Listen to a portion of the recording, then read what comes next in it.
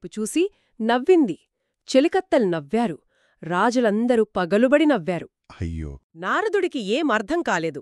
ఆమె ఆయన్ని దాటి వెళ్ళి చివర్లో కూర్చున్న నిజమైన విష్ణువు మెడలో మాలవేసింది. విష్ణువు ఆమెను తీసుకుని వైకుంఠం వెళ్ళిపోయాడు. అందరూ ఇంకా నవ్వుతూనే ఉన్నారా? అవును, నారదుడివైటే చూసి నవ్వుతున్నారు. ఆయనకు ఎందుకంత అవమానం జరుగుతుందో అర్థం కాలేదు. అప్పుడు రాజులేమన్నారు? కొందరు రాజులు దగ్గరకొచ్చి ఎగతాళిగా, ఏమయ్యా, బట్టలు నగలు చూస్తే హరిలాగే ఉన్నావు, కాని ముఖం చూసుకో, అచ్చం కోతి ముఖంలా ఉంది. నిన్ను రాకుమారి ఎలా వరిస్తుంది అని హేళన చేశారు. కోతిముఖమా? అప్పుడే తెలిసింది నారదుడికి విష్ణువు వాడిన నాటకం. హరిరూపం ఇమ్మంటే విష్ణువు హరిరూపాన్ని ఇచ్చాడు. సంస్కృతంలో హరి అంటే విష్ణువు అనే కాకుండా కోతి అని కూడా అర్థముంది. Oh my God! అవును, విష్ణువు ఆయనకు కోతి ముఖాన్ని ఇచ్చాడు. తెలియక నారదుడు అంత అవమానం పొందాడు. గర్వానికి తగిన గుణపాఠం అన్మాట. విష్ణువు ఎందుకలా చేశాడు? బహుశా గర్వాన్ని అణచడానికి ఇంతకంటే దారి లేదనుకున్నాడేమో. కోతిముఖం అంటే చంచలమైన మనసుకు, కోరికలకు ప్రతీక కావచ్చు. రూపం ముఖ్యం కాదని చెప్పడమేమో. ఈ అవమానంతో నారదుడికి తీవ్రమైన కోపం వచ్చింది కదా? అవును, విష్ణువు మీద కోపంతో, ఆవేశంతో శపించాడు. ఓ విష్ణుమూర్తి, నన్ను మోసం చేశావు. కోతి రూపాన్నిచ్చి అవమానించావు.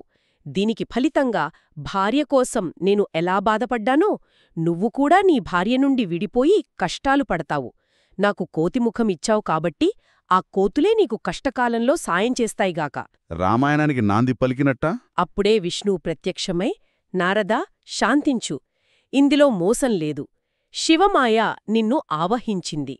హరి అంటే కోతి అని నీకు తెలియదా? నువ్వు అకారణంగా శపించావు. అయినా మునిశాపం వృధా కాదు. నీ శాపం ఫలిస్తుంది అన్నాడు. అంటే రామావతారం, సీతావియోగం, వానర సహాయం ఇవన్నీ ఈ శాపం వల్లేనా? అవును, ఒక సంఘటన, ఒక శాపం, ఒక వరం అన్నీ ఎలా కలిసి ఒక పెద్ద ప్లాన్లో భాగంగా ఉంటాయో చూడండి. నమ్మశక్యంగా లేదు ఈ కథ. నిజంగా గర్వం ఎంత ప్రమాదకరమో, మాయ ఎంత సూక్ష్మంగా పనిచేస్తుందో చెప్తుంది. అవును, ఇంద్రియాలను జయించాననే గర్వమే మాయ లోపలికి రావడానికి దారితీసింది. ఆ గర్వం వల్లే హెచ్చరికలు పట్టించుకోలేదు, కోరికలకు లొంగిపోయాడు, అవమానం పాలై శాపమిచ్చే స్థితికి వచ్చాడు. ఇది మనందరికీ ఒక హెచ్చరిక లాంటిది. అవును, ఎంత సాధన చేసినా వినయం లేకపోతే, గర్వానికి లోనైతే పతనం తప్పదని ఈ కథ చెబుతోంది. కాబట్టి మొత్తం మీద మనం ఏం నేర్చుకున్నాం? ఈరోజు మనం చూసిన ఈ రెండు కథలు, మార్కండేయుని అన్వేషణ, నారదుని గర్వభంగం, చాలా ముఖ్యమైన పాఠాలు చెప్తున్నాయి.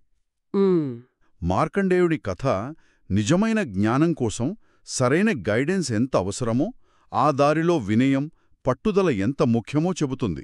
సరిగ్గా చెప్పారు. ఎంత గొప్పవారైనా తెలియనివి ఉన్నాయని ఒప్పుకుని సరైన గురువును వెతకడం ముఖ్యం. అదే సమయంలో నారదుడి కథ అహం అంటే గర్వం ఎంత ప్రమాదకరమో, అది మన ఆలోచనను ఎలా దెబ్బతీస్తుందో తెలియజేస్తోంది. మాయశక్తి కూడా. అవును, మాయ ఎంత శక్తివంతమైనదో, ఎంత సూక్ష్మంగా పనిచేస్తుందో కూడా చెప్తోంది. గొప్ప మునులు కూడా గర్వపడితే మాయకు అతీతులు కాలేరని స్పష్టం చేస్తుంది. దేనినుంచి మనం నేర్చుకోవాల్సింది? వినయం, ఎప్పుడూ జాగ్రత్తగా ఉండటం, ఆ దేవుడి పట్ల పూర్తి నమ్మకం.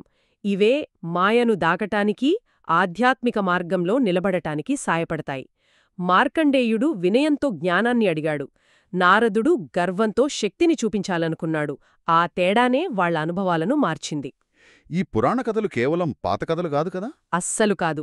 అవి మనిషి స్వభావం, ఆధ్యాత్మిక విషయాల గురించి ఎప్పటికీ నిజమైన విషయాలు చెప్తాయి. వినయం, జ్ఞానం కావాలనే కోరిక, గర్వం వల్ల వచ్చే నష్టాలు, మాయపట్ల జాగ్రత్త, ఇవన్నీ ఈరోజు కూడా మన జీవితాలకు వర్తిస్తాయి.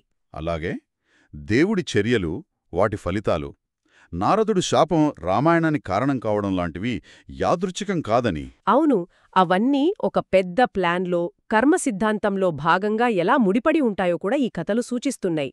మనల్ని ఆలోచింపజేస్తాయి. కరెక్ట్. పురాణాల ఉద్దేశం కూడా అదే కదా? అంతేగా. ముగింపుగా వినేవారి కోసం ఒక ఆలోచన. ఈ కథలు విన్నాక మన రోజువారీ జీవితంలో మాయ లేదా గర్వం యొక్క చాలా చిన్న చిన్న రూపాలను గుర్తించడం సాధ్యమేనా? మన నిర్ణయాలను, మన ప్రవర్తనను అవి మనకు తెలియకుండానే ఎంతవరకు ఎలా ప్రభావితం చేస్తున్నాయో ఒక్కసారి ఆగి ఆలోచించడం ఉపయోగకరంగా ఉంటుందేమో.